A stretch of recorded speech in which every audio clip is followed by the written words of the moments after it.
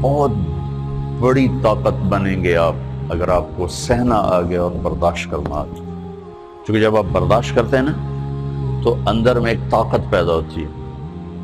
وہ طاقت آپ کی روح کو پرواز دیتی ہے اور اگلوں کے لیے تسخیر کا کام دیتی ہے.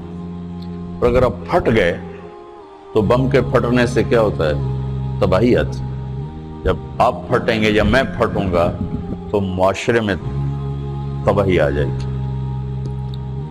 تو اس کے لیے آپ دو چیزوں کا اہتمام فرمائیں.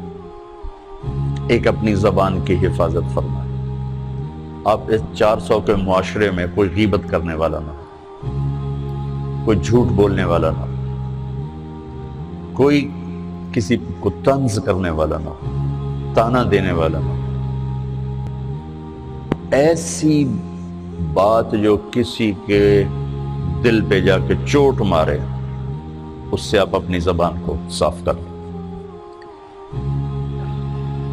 کبھی اس پہ قابو پا سکیں گے، کبھی نہیں، کبھی رہ جائے گا، کبھی ہو جائے گا. تو جب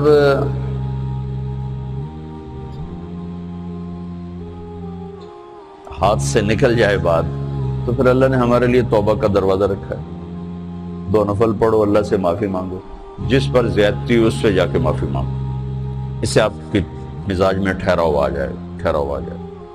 تو میں آپ سب سے یہ گزارش کرتا ہوں کہ اس معاشرے میں آپ اپنی زبان پہ قابو پانا سیکھیں. برائے میرے بہت فائدہ ہوگا. ایک زندگی گزری ہے، شام قریب ہے، تو پوری زندگی کے تجارب نچوڑ بھی اس میں شامل ہیں.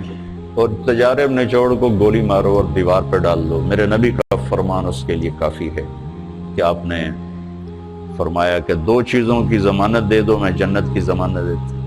ایک تمہارے جو 2 جبڑوں کے درمیان ہے، ایک تمہاری 2 ٹانگوں کے درمیان ہے، اسے پاک کر لو، میں جنت کا ضامن بن جاتا ہوں. اور معاذ بن جبل سے فرمایا کہ تمہیں پورے دین کا نچوڑ بتاؤں. کہ جی کیا؟ تو آپ نے اس حدیث کو میں نے پتہ نہیں ہزاروں لاکھوں دفعہ بیان کر دیا ہے اور ہر دفعہ بیان کیا ہے کہ اچھا یہ ایسے کر کے کیوں فرمایا؟ یہ پہلے کیا پھر کہا کف ھذا.